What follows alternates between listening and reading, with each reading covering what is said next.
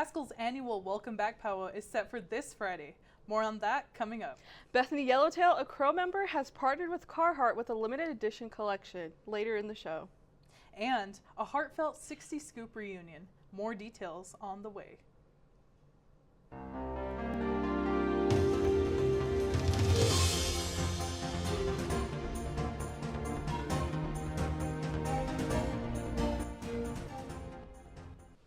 Welcome to Good Morning Indian Country. I'm Shia Blackcloud. And I'm Allison Levering. We're coming to you live from our studio inside of Stauffer Flint Hall at the University of Kansas. Haskell's first open market of the semester was busy with a great turnout from vendors and shoppers. GMIC's Caden Baird takes us there. Located right next to the intersection of Barker and Indian, Haskell's Stidham Union Building comes alive most months with the sounds of small business and the smells of fresh fry bread and baked goods.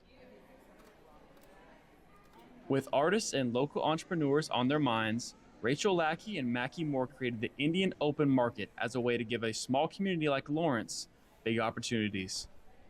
You can only sell food products at the farmers market, which cuts a big percentage of especially the native population that sells a whole lot of other things than just food.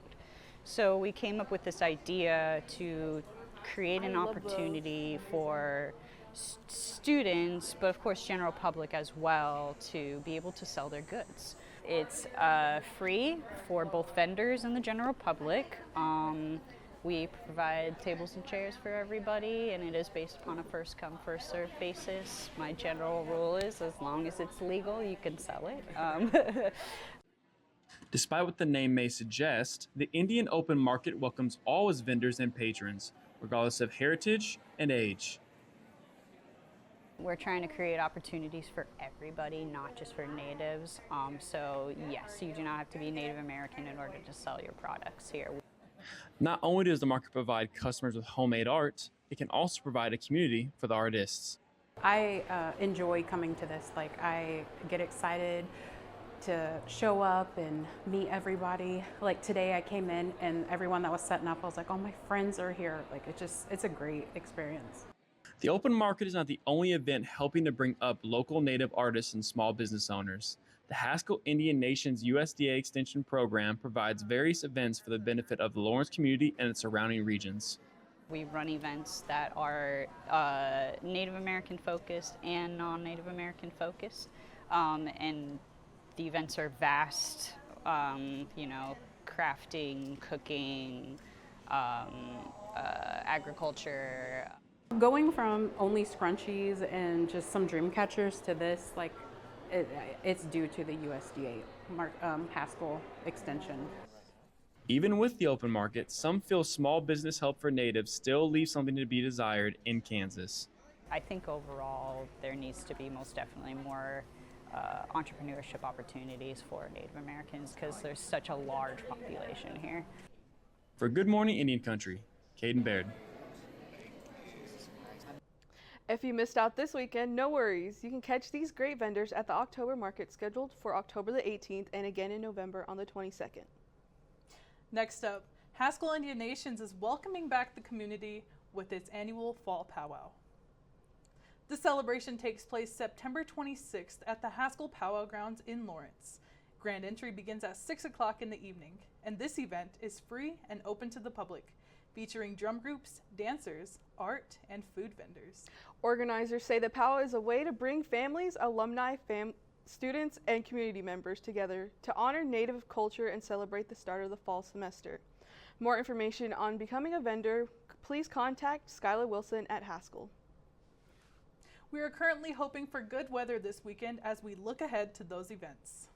GMIC's Emma Coffey joins us to let us know if we'll need sunscreen or umbrellas. Emma? Well, as of Tuesday, fall is officially here, but unfortunately for all you fall weather lovers, it's not quite hit that peak just yet. This week specifically, we're going to be seeing a rise in temperatures back up to the mid to high 80s, as well as much more sunshine throughout the course of the week and into the weekend. With that also comes some higher humidity, but lower wind speed, so it's going to feel hot, it might feel a little muggy, and it might feel a little sticky.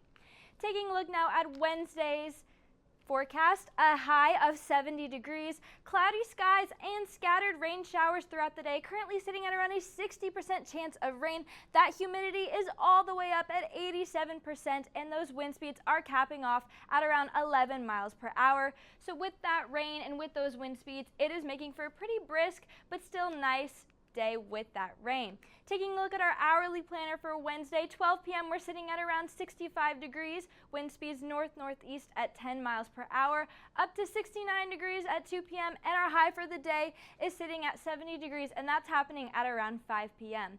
By 8 p.m. we've dropped back down to our mid-60s, high of 64 degrees, and our wind speeds have dropped all the way back down to 3 miles per hour. Looking at our Wednesday night forecast, a low of 53 degrees. That's pretty much as close to fall weather as we're getting for this week with that Wednesday night forecast. Partly cloudy skies, so our rain is going to let up just a little bit. Lighter winds and higher humidity. Our humidity's back up to that 87% mark, but our wind speeds have dropped down to 4 miles per hour. Taking a look now at Thursday's forecast, a bit of a shift, high of 80 degrees, so about a 10-degree jump from Wednesday until Thursday. Mostly sunny skies, so throughout the night, those clouds from Wednesday will have completely dissipated into mostly sunshine. Lower wind speeds again, sitting at around 5 miles per hour, and our humidity is rising back up just a little bit to 66%. Now here in a little bit, we'll talk about our national weather in Lawrence, and just a little bit if you're planning to head out to the booth for the football game this Saturday. But for now, back to the desk. The University of Alaska is facing budget cuts. More details after the break. Good Morning Indian Country is supported by Press Forward, the nationwide initiative strengthening communities through local news.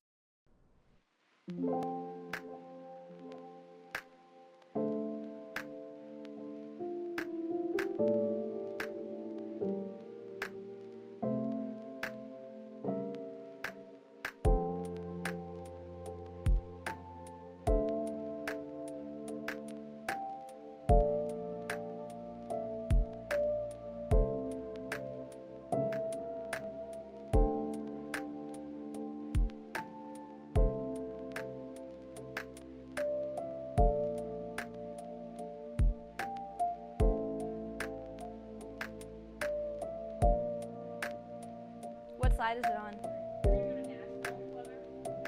It's fine.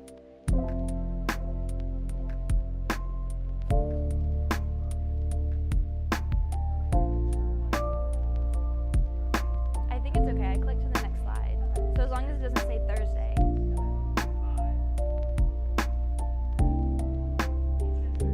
Okay. Welcome back.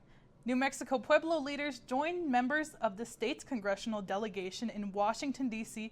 on Tuesday to reiterate opposition to oil and gas development near Chaco Culture National Historical Park. The archaeological sites in New Mexico's northwest corner hold spiritual and cultural value for the New Mexico's 20 pueblos. The site also lies in the midst of the San Juan Basin, one of the busiest gas-producing areas in the United States. In May, the U.S. Bureau of Land Management sent a letter to few leaders of the New Mexico Pueblos, writing that the agency was considering a Biden-era ban on drilling within 10 miles of Chaco. The possible revocation comes as the Trump administration considers mining in currently protected lands at the national monuments considered sacred to tribal nations. In April, members of the New Mexico's congressional delegation reintroduced legal legislation to make permanent the ban on development. But a competing Republican backed the bill, and the Trump administration's efforts to unwind the order threatened that process, the delegation said later in a June letter. Also, officials at the University of Alaska are saying that previously announced cuts to federally funded programs for Alaska Native and Native Hawaiian students will be worse than initially thought. At the University of Alaska, Fairbanks, the canceled funding will amount to an estimated $8.8 million. University of Alaska Southeast programs will also be affected, but to a lesser degree. University administration says the elimination of the grant funding for the University of Alaska Fairbanks affects programs at the Bristol Bay campus in Dillingham and in Fairbanks at the Community and Technical College focused on career training and workforce development, as well as student services The $8.8 million in lost funding is part of a previously awarded 5-year grant, totaling $12.9 million. A family reunion decades in the making. A family reunion decades in the making is the focus of our next story. Lorraine Sinclair and her siblings, Cindy and Gerald Monroe, traveled from northern Manitoba in Canada to North Dakota to finally meet up with their long-missing sister who was taken from their family in 1971. During this era known as the 60s Scoop, a period when Canadian authorities removed an estimated 30,000 First Nations, Métis, and Inuit children from their homes. Many of the Native children caught in the 60s Scoop were adopted into non-Native families across Canada. The United States and beyond, Elizabeth was just 1 year old when she was adopted by a white family in Minnesota. Lorraine, Cindy, and Gerald were also taken from their mother and placed into foster care, where they were largely raised in separate households. ICT was there when the siblings reconnected. Lorraine Sinclair has been waiting for this day her entire life. How are you doing this morning? I'm excited. I'm really excited. We'll be off soon. Lorraine's siblings, Cindy and Gerald Monroe, are here for emotional support. They will drive another 2 hours to Ellendale, North Dakota to find their missing sister. She was taken away from their family in 1971. She is now a ward of the state of North Dakota. They are going there to find out what has happened to her. A little emotional once in a while. It's like, yeah. But we'll be fine. Elizabeth was only 4 years old when she was adopted by a white family in Minnesota. She was part of the 60s Scoop. Cindy, Lorraine, and Gerald were also taken away and raised in separate families far apart from one another. They were able to reunite in the early 90s. As they reach their destination, emotions are running high. The only part I don't think I'm going to like is when we leave, because she's going to cry. She's going to cry. Their sister, Elizabeth, knows they're coming and she's waiting for them at the door.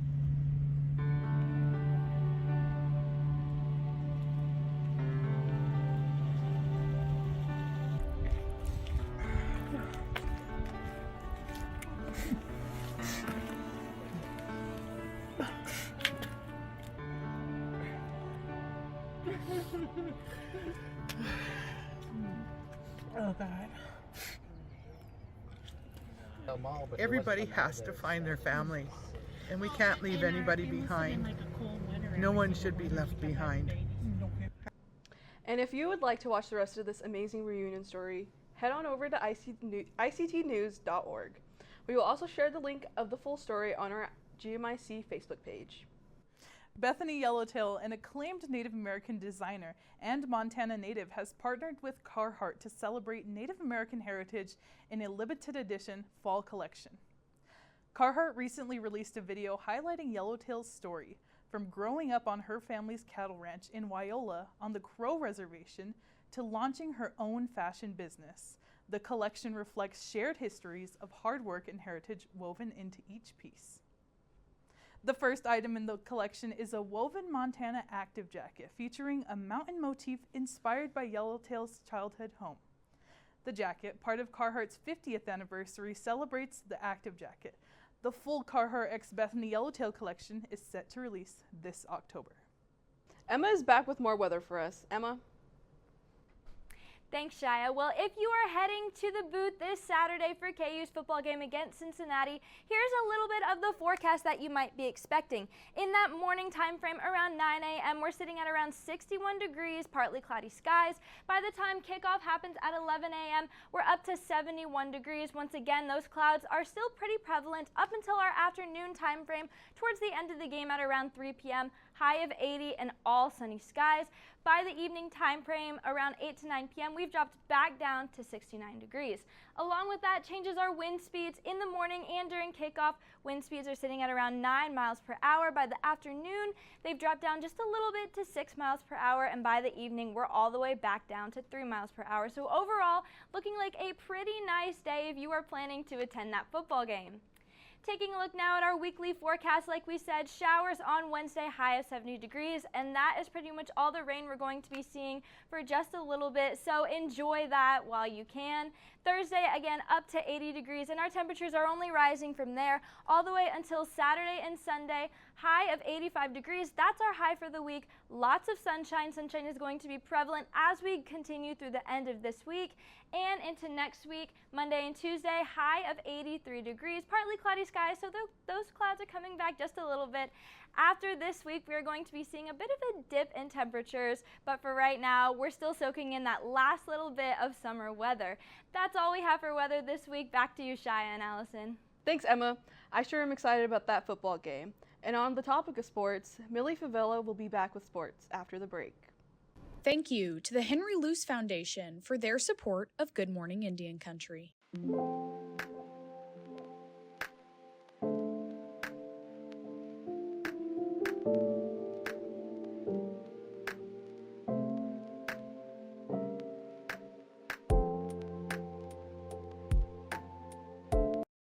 Welcome back to your weekly recap of sports all over Indian Country with me, Millie Favela. Fall is approaching, and that means that volleyball is back for the Lady Indians of Haskell Indian Nations University. The team has already played in 21 games this season, holds an overall record of 6-15, and is 1-0 in conference play.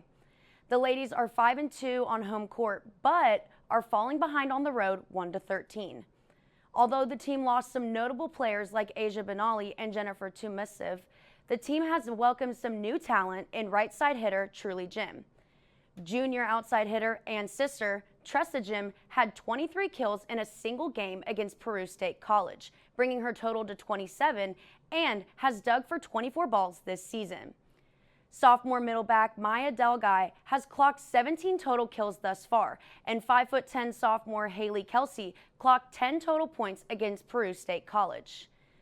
The ladies will hit the road to Fulton, Missouri on Wednesday to face Missouri Valley College at 5 p.m. and William Woods University at 7 p.m. On Saturday, they will play in another tri-meet against Evangel University at 1 p.m. and Kansas Wesleyan University at 3 p.m. Both men's and women's cross-country teams over at Haskell have already competed in 2 meets this season. The Lady Indians came in 7th at the Bob Timmons Invitational with an average time of just under 24.5 minutes, while the men's team placed 4th in the 6K race with an average time of 20 minutes and 18 seconds.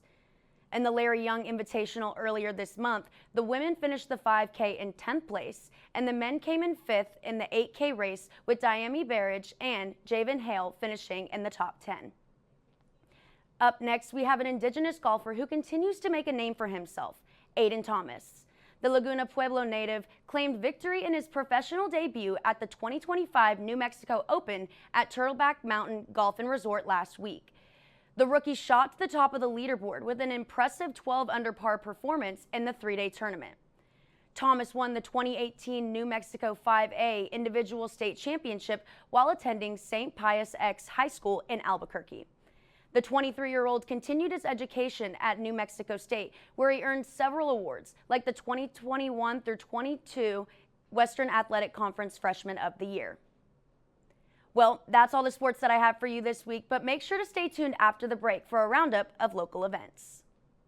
Good Morning Indian Country is supported by the University of Kansas William Allen White School of Journalism and Mass Communications.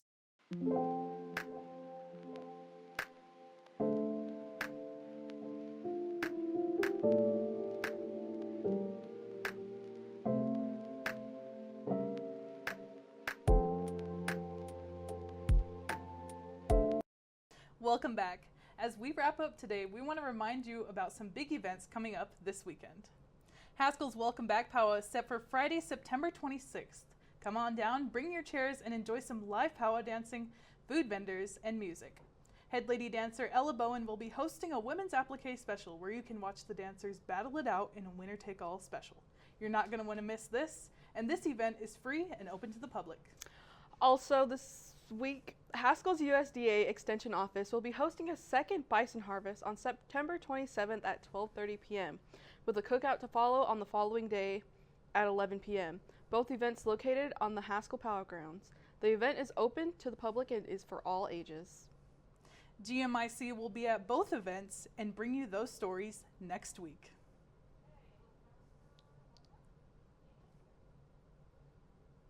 Thanks for joining us for our first show of the fall semester. We hope to see you next week. Don't forget to follow us on social media on Facebook and Instagram at Good Morning Indian Country. We will see you next week. And another thank you to Press Forward, the Henry Luce Foundation, and the William Allen White School of Journalism for their support of our work. Stay good, Indian Country, and we will see you next week.